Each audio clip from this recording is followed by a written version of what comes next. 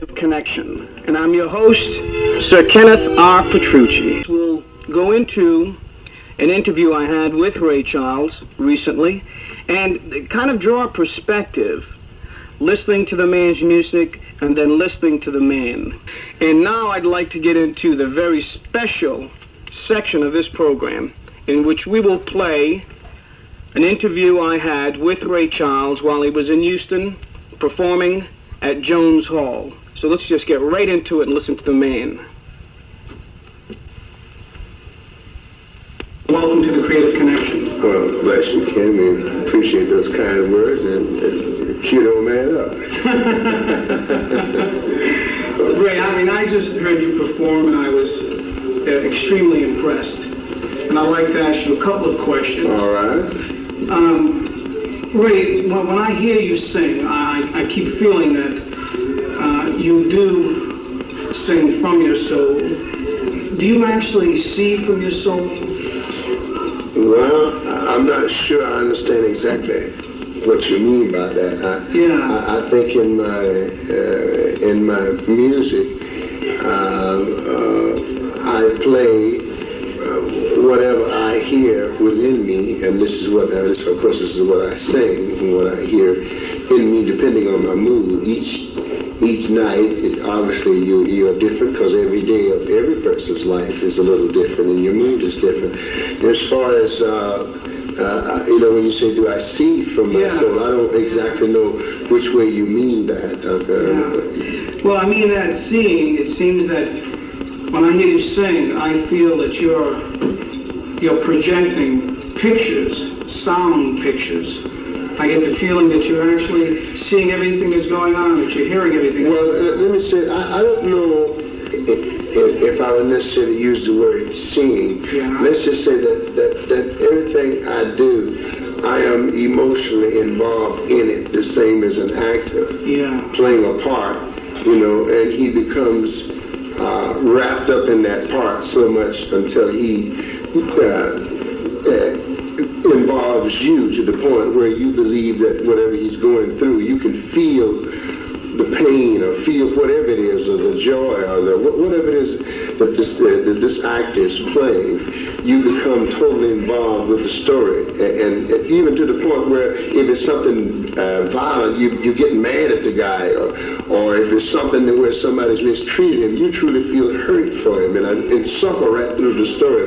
Well, that's when a part is being played well, when it can involve you, the electricity. You feel the electricity that's generated between the actor and you. And of course, music or a singer, in my mind, it's the same thing. Where when I sing a song, the people will feel that I must be singing about a personal experience, and they wonder, maybe what happened or how did it come about, and they become totally involved. Well, that happens because when I sing, I try to make myself a part of each song, the same as an actor makes himself a part of each role that he plays.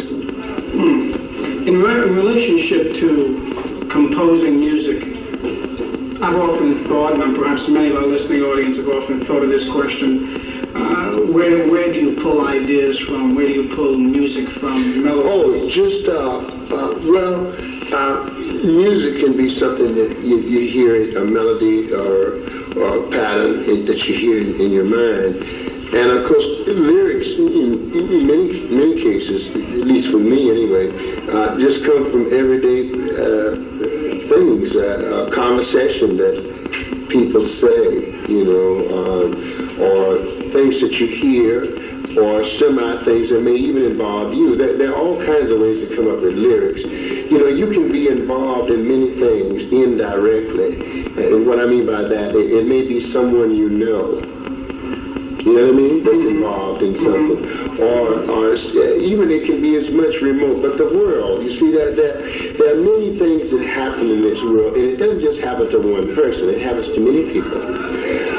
You think about the things that that come about in our lives. It's not, although we're the ones that suffer it personally, but it happens to many people, you know what I mean? Everyone, many people have suffering in their families. Many people have disappointments. Many people have joys and happiness and pleasures. And so what you do is, when it comes to lyrics, you find something that is appealing to a bulk of people that you know. It's like soap operas, for instance. I mean, the reason soap operas are so successful is because they deal with everyday living with people. Many people say, "Oh, soap operas are jive," and they'll say, "Oh man, what I want."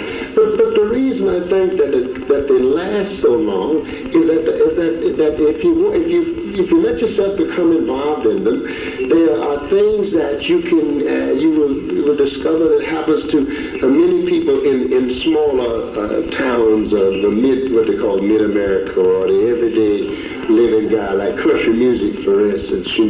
That's why you hear country music is such a vast audience, because it's so plain. Just like the blues will never die. It's so plain, and many people can relate to it. Well, I think that's when you write lyrics. This is what happens. You try to come up with situations that can deal with a bulk of people that is true.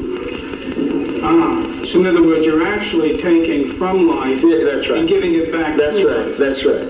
That's right. And this I find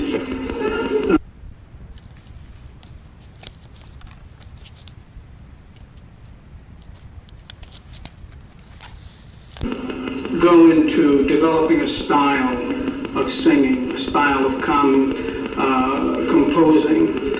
You must go through a transition period, an evolution. Now, for you, I guess, in the very beginning, you started with church music, gospel, is this correct? Or rhythm and blues? Well, I think that for me, I can't really say that, although I guess my career basically would lead to that. But my interest individually, I had a lot of interest in different kinds of music. When we started to look at this from a professional point of view, correct, we knew that in the days when I came up, you had to become big among your own people first, which meant that you had to do what they call race music and become a big hit with your own people, and then you would maybe call the white populace to start listening to it, you know what I mean? And so it was a type of thing where naturally we started off, we had some hits like Baby Let Me Hold Your Hand and Kiss Me Baby, but they were strictly in the rock and roll field, the rhythm and blues, or the race music as they called it back in those days. Right. And then later on we did I Got a Woman, which sort of started a few people listening. But I think where we actually got the big thing with crossing the river, crossing the line, was when we did What I Say. Because by that time, a lot of other artists like Elvis was coming along, Carl Perkins, and they were recording things that we did. And also in their interviews, they were saying things like, well, we listened to Ray Charles. And so naturally, the young kids say, well, hey, if Elvis is saying that, let us find out what Ray Charles is doing. And of course, this is what I feel opened up the way. And then we had Georgia and Ruby and the Country Western album with Can't Stop Loving You and all kinds of little goodies for that. In relationship to your songs, are you ever trying to relate a message or a feeling or a mood, or what are you looking for? Well, I bet that all my music, if I record an album, there is some kind of link in it. Yes, I would say that. I try to have, when I make an album, I do try to have some meaning to it, if that's what you mean. Yeah, some meaning. Yeah, I try to have, there is some design to it. I mean, it's not, I don't just throw music together. You know, I actually plan it.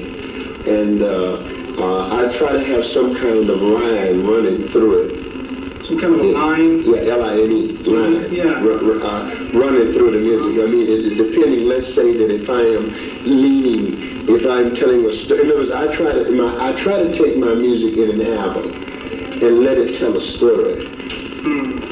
You dig? Of some kind. The total album. Yeah, right. You got it. That's it. I'm right on. I'm with you. Okay. All right. And as far as your going back into the days when you were developing and coming into the Ray Charles sound, wasn't there a time, we say, in Seattle, Washington, around the 50s, when you were working a Northwest section, and you were working on a local TV show? Is this correct?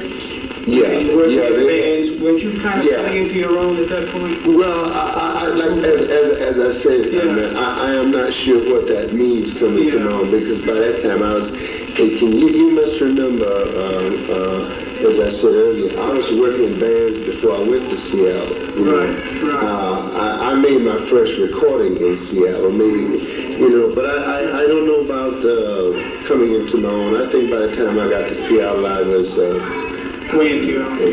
At least I had an idea. I was doing some things which for me, I had to learn better. For instance, I was still singing like Nat Cole. Right, that is what I wanted to get to. But you see, I did that for some time. I did that while I was in Seattle, before I got to Seattle, and after I left Seattle. So you see, that's why I said that I was doing that before I got there, and while I was there and when I left. But as I started to record, I began to realize that the people were saying to me, well, Ray, you sound just like Nat Cole, da-da-da. So, which was good, that's what I meant to do. But then I began to realize that it was not saying anything for me. It was not promoting me. Correct. So I decided that, hey, I want to try to slip in, because if I'm going to be anything, I must let the people hear me as I am. And I think really we started doing that around 1950 when I was somewhere along in there, when I doing my recording years with Swing Time Records, which is before we went to Atlanta. Yeah. But we still kept doing both styles. I mean, I was sort of skeptical. I didn't know what, I was just a kid. And right. Didn't have no good. But I was easing myself into what I wanted to do. But I trust that the people can hear what I was trying to explain. I don't talk too well. You talk well. You explained it very well. And this is going to be a very good interview. And coming from Ray Charles, and our listening audience is oriented towards Ray Charles. Well, you're very kind. So Thank you. Going to be really. Well, I'm oriented toward them. So this is the Creative Connection. I want to say goodbye, and on behalf of Ray Charles, who I'm speaking to. Let's look forward to some more of Ray Charles, because we're really into him. Oh, right. Thank you, Ray. Okay, baby.